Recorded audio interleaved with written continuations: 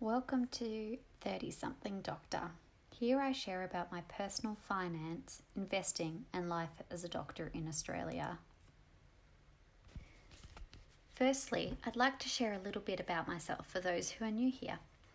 I'm a 30-something-year-old doctor who began having an interest in personal finance about a year ago. Since then, I've begun investing, paid off all consumer debt, and saved over $10,000, which I think is a massive accomplishment after studying full-time for 8 years.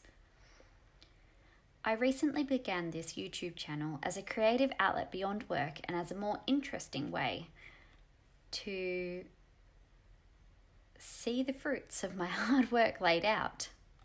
My other interests outside of my work as a doctor in general practice, aka family medicine, include gymnastics, which is unusual, I know, but there's really nothing like flipping in your spare time. I also enjoy reading, running, and looking after my many plants in my house. Today's video is looking at my budget for January 2021 and how I did, as well as a quick overview of my February budget. So just stay on with me and we'll have a look at that now. So this is the app Zenny that I said I used earlier, and I'm just quickly scrolling through all the different expense categories I've put in. These are being put in to match the ones that are on the Excel spreadsheet I use, so that it's easy to transfer it across. These are my income categories and back to my expense ones. Now I'm just showing you how I insert something. So it's very simple. You insert the amount that you use. You can pick the date at the top there where it says today insurance medical, and then you just write an example of what it is, which in my case this is health insurance, and then you press register. So this is the history tab. So this shows you all the various things that you've put in, and you can go through and more. I'm just skipping over them because it doesn't really matter exactly what you put in, because I've categorized them, which you'll see on the next tab. So this is the overview page, which is probably the most helpful page.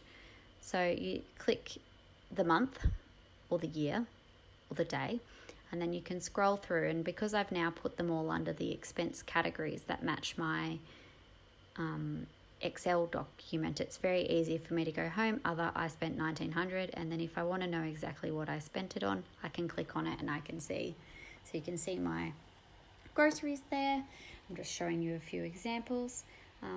The next tab is the chart tab, and again it's the same information, it's just in another form, and it gives you a visual, and then you can click on the round graph and it'll change between being the expenses and the income, and you can see what percentage of your income came from where, which is reasonably handy. As far as expenses goes, it's not as handy because now I've got so many categories, it makes the slithers so small it's really hard to see, but doing it the way I've done it now is just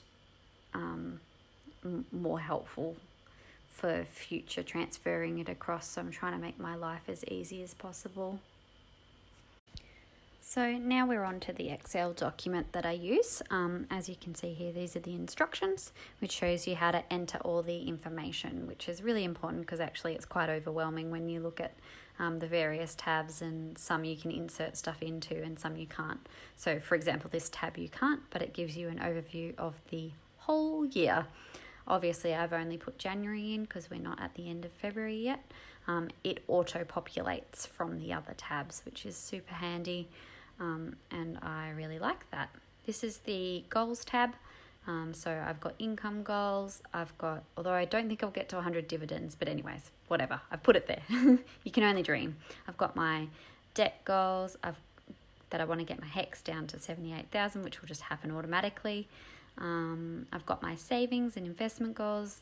They're probably a little high. I don't know that I'll make it unless I earn a lot more money than I was expecting to. This next tab is a really interesting one. It's got heaps of various graphs that shows different things. So you've got an annual overview, which shows you total income, expenses, debt paid, and this all just auto-populates from all the other tabs, which is great because I wouldn't have a clue how to do this, so thank you to the very smart person who made this. Link is down below. And as you can see, some of this stuff you would have seen in my net worth one, including this tab, my net worth video that I published earlier in the week. So this is what I use. I find it super helpful. So now this is the January page. So this is this month's, and I've actually entered what I was planning on spending and what I actually spent.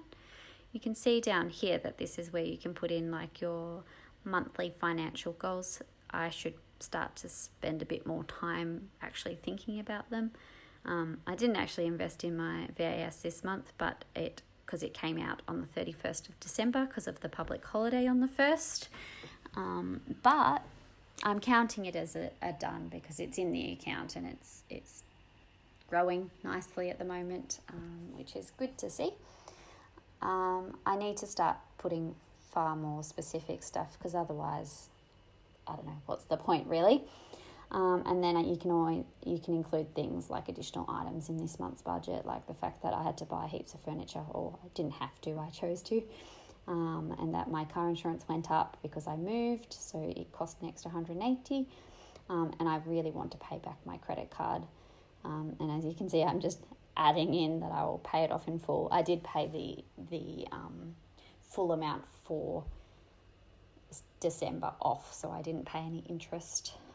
I don't believe in paying interest on credit cards. So we'll start at the top and actually look at my budget.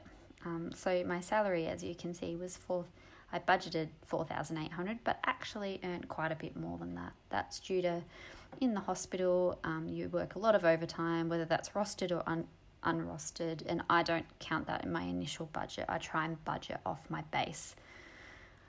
And then dividends, I actually earned some, which was fun. Interest and other income actually is my rental bond. So in reality, that's just paying back the other bond I paid on this place. There was just a couple of weeks between the both because I had an overlap. You can see my car insurance there, my health insurance. My rent is $1,800. This month, occasionally it'll be more because there'll be an extra week. I spent less on utilities. That's mostly because I just didn't know what the bills would be moving and changing and things like that, so we'll see. I spent lots on plants. I bought quite a few new plants. I like plants. They make the place look pretty and it's good. Makes me happy looking after them. I spent more on petrol. That's because of a trip up north, which is about 650 kilometres each way. I went on a holiday up there. I had a couple of weeks off work. Groceries, I spent under the amount, but I spent so much on food otherwise. Look at that restaurant's budget. That's crazy.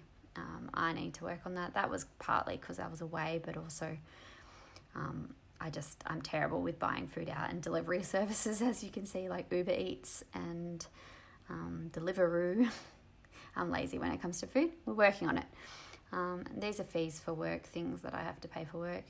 I'm not sure. I didn't pay my insurance. It may have come out in December and I forgot to take it off for work, but that is an expense that we have to pay. They're tax deductible, so I'll get some of that amount back. Medical expenses. The only thing is I got 2 massages. I had a really tight butt that led to some issues in my foot that were bothering me, and that fixed it, which is great.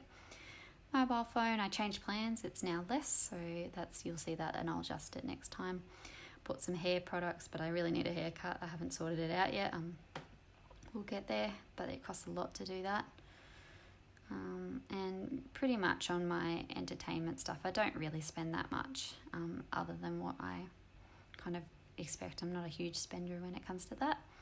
My savings and investments, I actually ended up saving a little bit more, and that's because I earned a lot more than I originally budgeted.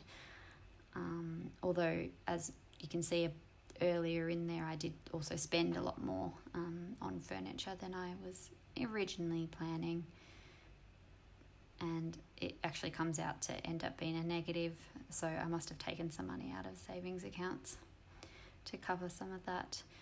This gives you a bit of an overview of transport, medical and home expenses, and then that this month 56% of my expenditure was on home expenses, and that's expected when you spend $2,000 on various things. So now we're looking at February and what I project to spend. So again, I've put my budget as the same amount.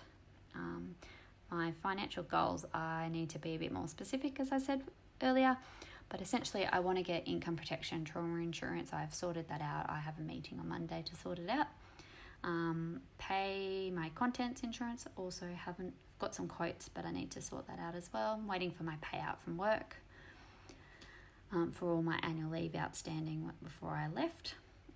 If we just zoom in on this, look, interest on my accounts is so small at the moment. Anything is fine. I don't really budget it that much. Medical insurance, I shouldn't have any. I will have income insurance, probably to pay, and contents insurance, but I don't know the amounts yet, so I haven't budgeted them.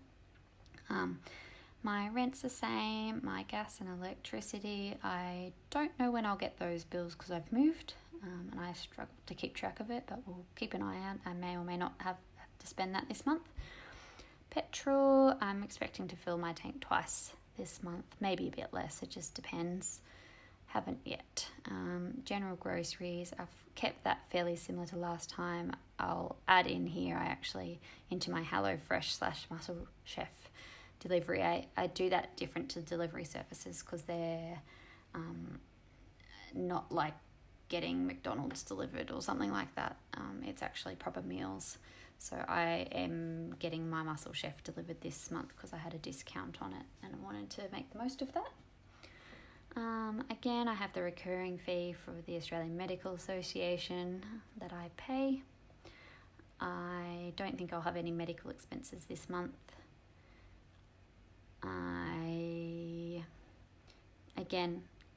I probably won't get a haircut because no one seems to have any space, but I need to sort that out. Lots of things I need to sort out. I've been busy changing jobs recently, which I can talk about further in another one. I'm starting back up at gymnastics. There's a fee at the beginning of the year that you pay to cover insurance and membership. So that's a bit more expensive this month. And I've also asked to get to stop my fitness passport because I no longer work for the local health department. I'm privately employed. I don't have any specific loans. I do have a credit card that I will pay off in full. There's about $2,000 on it. So I will get rid of that as well. And I hope to put some more money in my emergency fund. My house fund's probably not getting a lot of money at the moment because of all the spending on the house. That's a house deposit fund. A car fund, I do need to save up for a car. I've already paid my Vanguard accounts. In fact, it was $600, so I just put that in because I needed a bit extra to actually be able to buy whole units. And Spaceship, I've paid one of those amounts and will pay the next one as well. It's pretty exciting seeing it all go up. And yeah, I will pay that back. I'm still a bit unsure what to do about and how to use those edge bits, but I think I'll work it out eventually.